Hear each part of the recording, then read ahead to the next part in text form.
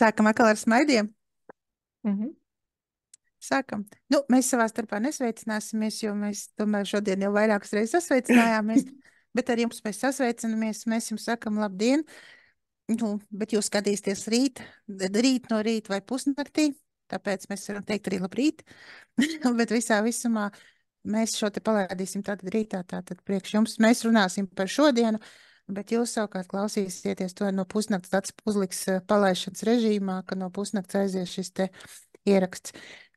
Tas, ko mēs šodien nolēmām, ka mēs runāsim turpmāk īsāk un ātrāk. Mums ir savs uzstādījums, ka mēs gribam tikt līdz 16 minūtēm. Nu, kā mēs runājam, vai mums tas izdosies, mēs nezinām. Bet mēs runāsimies intensīvākus tematus, intensīvāk un ātrāk, un lai jums ir vairāk ko domāt un arī iespējams vairāk uzdot jautājumus. Bet tas, ko es šodien Dats pierunāju, ka tas obligāti. Es pateicu, jā, sveikas dāmas. Un es arī gribu pateikt, jūs mūs iedvesmojat, jo šodien bija kārtējā diena. Nē, šodien mēs neierakstām, arī kā mēs sakām, sēžam un ierakstam. Jā. Linda, tev ļoti daudz ko stāstīs, varēšu tikai smaidīt un piebalsot. Nevarēju šito palaist garām, man vajadzēja, tāpēc Dats pierunāju šodien rakstam. Nē, viņa teica rakstam, es teicu, mums šitas jāierakst. Tātad, ko es gribēju pastāstīt par līdzjūtības pilveniem datus metodu, tas ir kaut kas, kas ar manīm šodien, ko es piedzīvoju, un ko es gribu arī ļoti, ļoti dalīties, un gribu, lai piedzīvot arī jūs. Kā šī maigā, mīļā palīdzība no malas cilvēkam, kurš to zina un kurš to spēj, nu, kuram es uzticos, tātad kā, cik ļoti viņi spēja līdzēt situācijā, ka tu esi tādā, nu, nosauksim latviešu vārdā, mērenā pakaļā. Tā, tas būtu varbūt tā ļoti cīniski, bet situācija tā, kur ar manīm šobrīd notiek, viņa ir pazīstama visiem cilvēkiem, kuriem ir bijuši novecojuši vecāki. Un tad, kad viņi sāk posties uz to salu, nu, tad es šobrīd esmu šajā situācijā, un tur galīgi nav viegli. Nu, lūk, un šī situācija, protams, ka ņem nost spēkus, nervus, nu, visu iespējamo, ko vien var, visādus resursus. Nu, un tad Dats no rīta atkal, protams, man izmeta savus līdzjūtības pilvens no lielā gaisa balona. Un viņi man teica tā, tu tagad, ka brauks pa ceļam, tu skaiti, saki visu laiku uz sevi, nu, par situācijām, kuras ar tevi notiek, tātad viņi saki uz sevi, man ļoti žēl, kā. Un tad es braucu mašīnā un skaitu, man ļoti žēl, ka tu neredzi pavasari, man ļoti žēl, ka tu nevari izdzīvot pavasari, man ļoti žēl, ka tu neredzi kā zied kasteņi, ka tu neieraugi, kā zied kasteņi. Man ļoti žēl, ka tu neredzi, kā zied rapši lauki.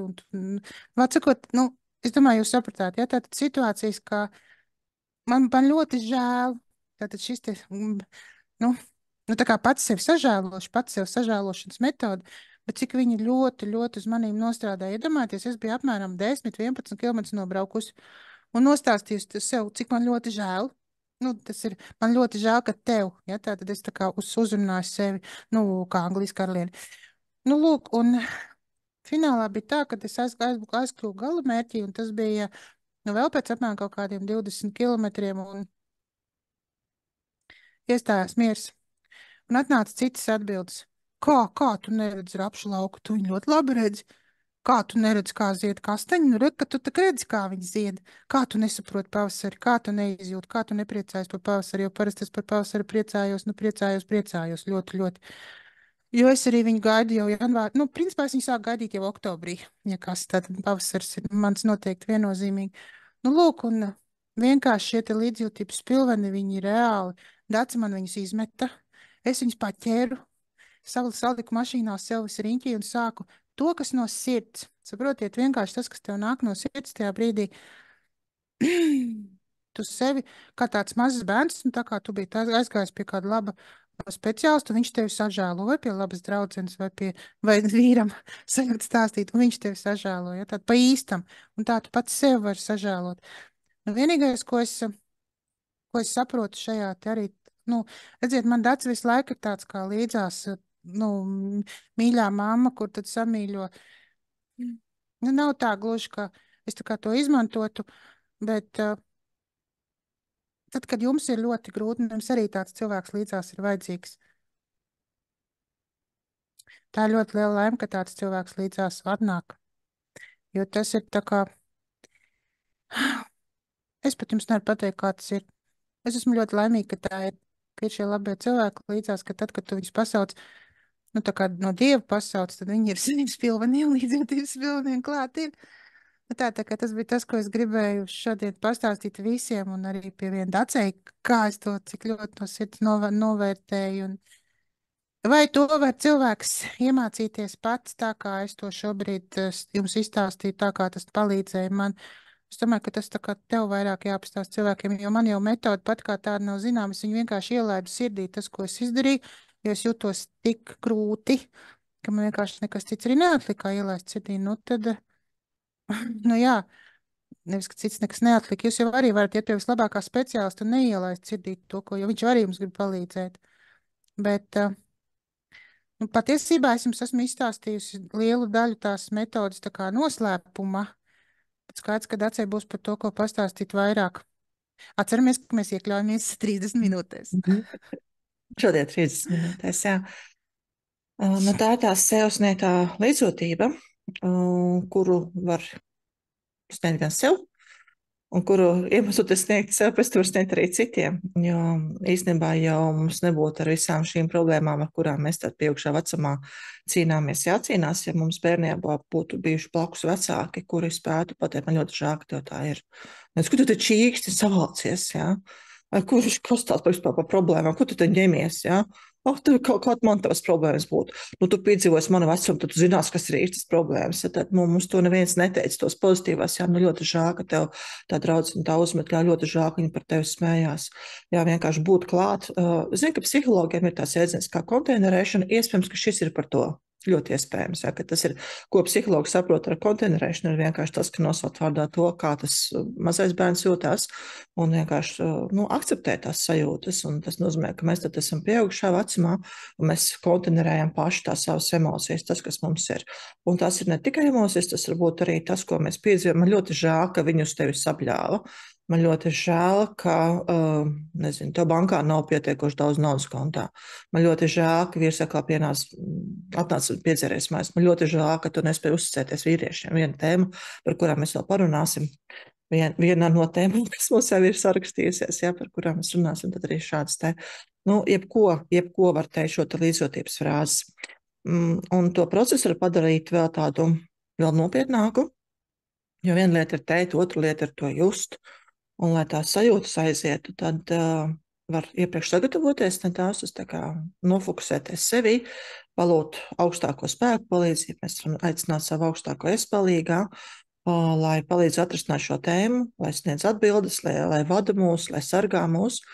Un varam arī kā meditatīvā stāvoklī tā atslābināties, dziļi pālpot un iztēloties, ka mums no visuma tiek raidīta gaisma, un nav svarīgi, kādā krāsā šī gaisma ir, tā varbūt jebkurā toņkārtā, vai nu balta gaisma, vai arī kāda jau, kas ir līdzīga čakru krāsā, tad kas jums būtu vajadzīgs, kurā krāsā ir jānāk šai gaismai, kas ienāk jūsos iekšā caur galvas virsu, caur 7. čakru un nolaižās līdz sirsniņai. Un tagad ir sirsniņā, tad ar nolūku jau šo gaismu raidīt tālāk visai savai būtībai, vai tai daļai, vai daļām, kurām šī gaisma vairāk ir nepieciešama. Un tad var tā, ka pie katras ielapas ielāk nākošo devu šīs gaismas un raidam tālāk. Ja? Bez šī te vizualizācijas to, ka mums ieplūst gaisma, arī ir iespējams mīlestību, rūpes, līdzjūtību raidīt sev vai šīm savām daļām. Tad kā vienkārši kuram tas ir dabīgi nāk šī līdzjūtības sajūta, kuram nenāk, tad vizualizācija ar gaismu ļoti palīdzēs. Ja nav gaismas taps, var iztauties, ka sirsniņā deg svece un ka tā iztrauc to gaismu, vai tur kaut kāda bāka deg, tā iztrauc gaismu. Tad šī gaisma ir tā rūpes, mīlestība, līdzjūtība, sirds siltums, ko mēs varam sniegt sev. Efekts gan mēdz būt dažāds, jā, tad var būt pie ļoti lielām sāpēm, ka tās sāpes paceļās augšā un ir jāparaud. Ja, tad vienkārši turpiniet stāstīt sev. Man ļoti žēl, ka tev ir jāraud, man ļoti žēl, ka tev sāp tik ļoti, ka tev tad ir jāraud, un te nevar apstāties. Tā var notikt.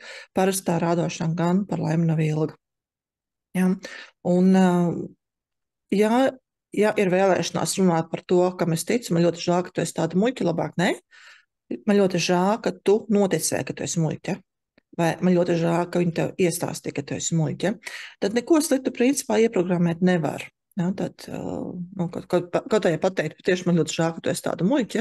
Ja, tas neaizies kā ticējums, ja jūs tā teiksiet, tas nozīmē, ka jums tas ticējums jau ir, ja vienkārši viņš parāda sevi, bet tas tomēr sāp, ja mēs arī sev sakam šīs te frāzes, ja ļoti žēl, ka tu esi muļķi, tā nav līdzjūtība. Ja, tad man ļoti žēl, ka tu noticēji, ka tu esi muļķi, tā ir izteikti jau tāda perfekta līdzjūtība. Ja, un, ja ir runa par ticējumiem, tad ir ļoti vērtīgi tēt frāzes, man ļoti žēl, ka tu noticēji šiem meliem. Jā, tas uzreiz ir pierādījums tam, ka tie ir meli, tā nav patiesība, tam nevajag ticēt. Nu, cik ilgi šāds process iet? Man pašai personīgi lielākā pieredze ir 2 stundas no vietas. Pamatīgs darbs. Nu redz, man bija 11 kilometri. Un pie tam tas bija, kad mani vada, tas nozīmē, ka es varēju pilnībā relaksēties, ja, tad, nu, tā noteiktā sarunas tā, ka šīm te mūsu daļām, ja, tad, ja ir tādi pamatīgi darbi, tad ir drošāk tomēr to traumātu daļu izcelt laukā no sevis, tā kā distancēties, un tieši ar šo līdzjūtības frāžu teikšanu, tad mēs izstāvamies, ka mēs uzvākam uz zemes astotnieku, un paši paliekam astotniekam vienā aplītī, vienā galā, un pretī mēs noliekam to daļu, kurā ir tā sāpe. Un tad mēs sakam tai daļai. Mēs varam mīlestību sūtīt tai daļai, un arī visai savai būtībai, tas ir gan ķermenī, gan ārpus ķermeņa, var pat nolūk visām tām daļām, kurām tas ir nepieciešams. Nu, protams, jau tām līdzjūtības frāzēm ir tas vissvarīgākais, ja, ka mēs vienkārši viņas sakam ļoti vēlams skaļi, jo tā būs dubults efekts, jo viens ir domas, otrs ir tas, ko mēs pēc tam atklāts ar ausīm paši dzirdēsim. Ja tas nav iespējams, tad, protams, kaut tai domās pasakot, man ļoti žēl, ka tev ir tā, tas palīdzēs. Mana pieredze ir tāda, ka ir kaut kāda ļoti sāpīga tēma, un arī tā, kad mani kursabiedri vadījuši šajā procesā, un ir pateikšu tēmu, kuru pilnīgi pat parunāt nevaru, ja, tad man palīdzēs pirms pateikt savu to klusiņam, un pēc tam to pateikt skaļi. Ja, nu, tādi profesionāli knefiņi, ja, kā sev palīdzēt. Jā, tā drošības pilvena, kas būtu vērtīga šajā te procesā, ir, ka tomēr ir kāds, kuram jūs varat piezvanīt un pateikt, man ir tik sūtīta, tad es esmu kaut ko atrāvis vaļā, tas kaut kas ir atrauts vaļā, man ir vajadzīga tomēr vēl palīdzība papildus, tad es to nevaru savākt. Ja? Nu, pastāv iespēja mēģināt man rakstīt vai zvanīt tajā mirklī. Ja es varēšu, tad sasaukšos, ka Linda jau ir teikusi, ja, kad stāties ceļa malā, es kaut kur braucu, ja kaut kas ļoti, ļoti nopietnas ir. Es saprotu, ka grupā jau jūs esat pietiekoši daudz, un 200 cilvēku vienlaicīgs nekādā gadījumā nevarēšu atbildēt. Tā kā ļoti labi ir atrast sev draugu, pārnieku šeit, kaut tajā grupā, ja jūs to gribat paspēlēties. Nu, arī izturēties pret to, kā tomēr par tādu pašpalīdzību, un, nu, ja paļauties, ka jūs spējat šo pašpalīdzību sev sniegt, tad dariet. Ja jums ir vajadzība tomēr, lai kāds jums palīdz, tad meklēt otru cilvēku, kurš tas būs. Protams, droši pieteikties arī var pie manis, ja ir vajadzīgi, kā varam individuālās konsultācijas sarunāt, bet, protams, atgādini, tas ir maksas pakalpojums, ka individuālās konsultācijas tās ir par maksu. Un tie gadiem, kad es saku, jā, es tev dodu iespēju arī par brīvu pastrādāt, jā, nu, gadās, bet ir tomēr pietiekoši reti. Kā es vēl nepieminēju? Jā, ja ir vairākas tādas daļas, jā, maz gadīties tā, ka, ja es jautāju sev, nu, kurai ir tā daļa, kurai tagad sāp, tad šīs daļas var būt vairākas, tad ir vērtīgi viņas liet katru savu astotnieciņā, tāda kā puķītes īmeņi, ja, ka mēs paliekam vienā aplītī, un pretī ir vairākas tās ziedlapiņas, kurā sēž tās traumātās daļas. Arī pēc manas pieredzes, ka katrai tā daļā vajag uzmanību savu vērst, un arī jāstāsta, kā viņām iet, kā viņām mainās, kad mēs šīs frāzes sakam, un tas prasa laiku, un tad arī ir, nu, šie 2 stundieki, ja tie darbi pamatīgie, kur ilgi ir jārunājas ar visām tām daļām. Protams, viņas saskrien tad vairākas tās daļas, jo tās mūsu, tas, kas atnāk, kurām tā līdzjūtība ir nepieciešama, tas ir mūsu traumātās daļas, tas ir kaut kad pagātnē kaut kas noticis, un pagātnē pēc tam neaprobežos ar šito inkarnāciju. Tad mēdz būt, ka nāk kaut kā tēli, pilnīgi no nezinu no kurienes, kad vienkārši nāk pakaļ palīdzībai. Ja to procesu vajag apstādināt, tad vienkārši parunāties un pateikt, es tad vairāk jums nevaru veltīt uzmanību, es pie jums atgriezīšos, nu, tad piefiksēt un to atcerēties, pierakstīt, ja tomēr kaut kad atgriezties no šīm daļām vēl parunāties. Protams, tas process turpināsies arī pēc tam, kad jūs tām daļām vairāk nestrādāsiet, ja, tā līdzjūtības, tas efekts jau aizies, tas vilnis aizies, un tā enerģija sāk izdalīties, paliek vieglāk. Ja jūs būsiet spērušos soli, ka to daļu ceļat no sevis laukā, tad beigās paņemiet viņu atpakaļ, jo tā ir jūsu enerģija, kur ir daļai vai pilnībā izcietināta. Un to tad var darīt kā apķerot to savu nu, kā mazo bērnu, piemēram, savu jaunāko versiju vai to citu sinhronācijas versiju, vai arī paspiežot roku, un atkarībā no tā, ko tā daļa ir gatava darīt. Ja viņa nav gatava atgriezties, nu, tad atkal pateikt, es pie tevis atgriezīšos, un tomēr kaut kad aiziet tā kā, nu, sajusties. Tas nav tā, ka jums ir jāiet uz virtuvi, piemēram, es tad tieši pie tevis tur paliec sēžot. Ja tas, protams, viss ir iekšējais darbs, tas nav, nu, tā kā ārpus, tas ir tikai iekšā, kas mums notiekās. Kāpēc tas strādā? Tāpēc, ka smadzenes ir unikāla lieta. Smadzenēm ir pilnīgi vienalga, vai mēs to piedzīvojam realitātē, vai to mēs piedzīvojam, nu, skatoties filmu iekšēju vai ārēju. Smadzenes to atcerās, un tāpēc, ja mēs strādājam ar šiem pagātnes tēliem, viņiem tiek palīdzēts, un mēs gūstam šo pozitīvo pieredzi, ka mums tiek palīdzēts.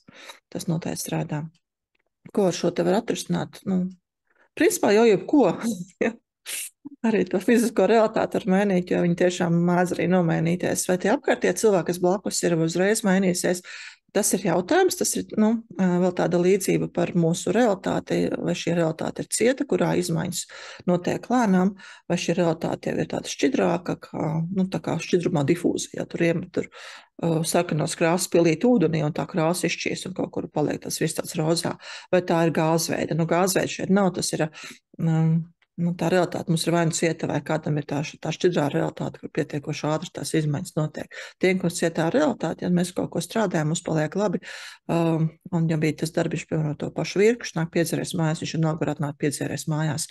Tas, ko mēs varam sev uzturēt, ir tas, ka mums parādās tāda kā iekšējā muskuļi, ka mēs, piemēram, to situāciju tiek galā, un mēs pret to situāciju izturamies jau kā pieaudzis cilvēks, kurš saka, šitā ir man robeža, tā pret man nedrīkst izturēties, man tas nepatīk, es tā neesmu ar mieru, un ka tas otrs cilvēks sāk saprast, ka te ir robeža parādījusies, ja, ka mēs neļausim sev kārt pāri, un mēs arī vairs pēc emociju kaut kāds izrēģēšanas, ja, tad to var, to robežu vieglāk noturēt, jo tajā brīdī, ka mēs sākam sihot un bļaustīties, tas tikai to otru vēl vairāk tikai paliek, jo mēs neesam to savu mācību apguvuši. Jā, bet tās realitātes, jā, par ko teikt par tām frāzēm, tas noteikti ir tikai par to realitāti, ko jūs piedzīvot. Jā.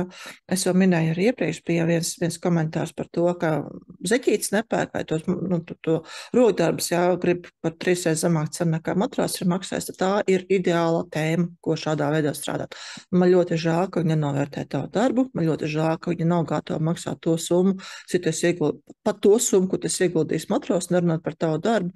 Man ļoti žēl, ka to, ko tu ar mīlestību ražo, neviens nevēlas pirkt. Ja tā ir jūsu realitāte, tad ar šīm frāzēm var jau visu kaut ko izmainīt, kaut vai saprotat, kā vajag rīkoties savādāk, jo tā procesa laikā sāk nākt atziņas visās, kā Lindai atnāca, ka tomēr jau tas blakus viss ir. Tā.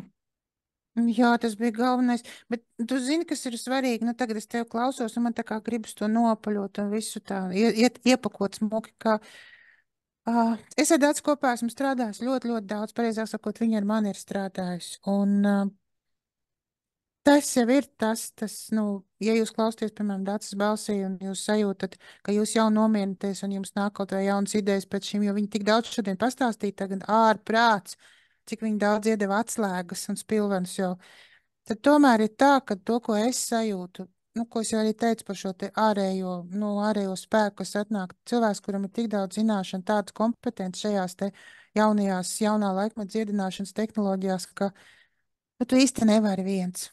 Un tāpēc man tas ir tā kā tāds, tu esi tā kā advancējies, ja tu esi uzkrājis to, tu esi kopā ar to ar mani strādājis, un es ar tevi, kā tad tu vari man piezvanīt un pateikt, paņem šitos pilvenus un lieto viņus tad. Un tajā brīdī es tā kā dzirdu arī to tavu balsi, un es atceros, kaut kas atnāk tas tavs atbalsts, saprot, ka viņš tā kā būtu, ka viņš ir līdzās man.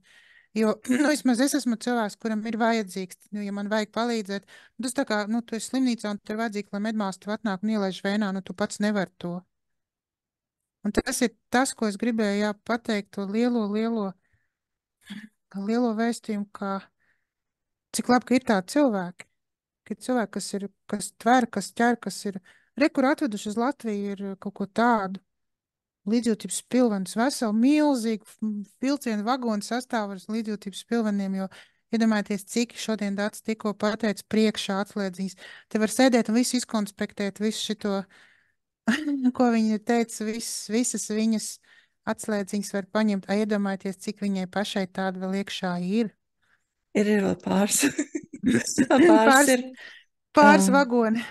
Jā, bet būsim reāli, ja, ka šādu milzīgu darbu, tas satīrīt visu, ko mēs esam dzīves laikā piedzīvojuši, un citās traumātās daļas viena pēc otras laukā, ir lielie kluči, kur tiešām es pat arī sev neķeros klāt, es saprotu, ka es nevarēšu līdz galam aiziet, esmu mēģinājusi, un tad es saprotu, ka man vienalga ir jāmeklē mani kursu biedri vai citi speciālisti, ja, pie kuriem es varu vērsties pēc palīdzības un izstrādāt.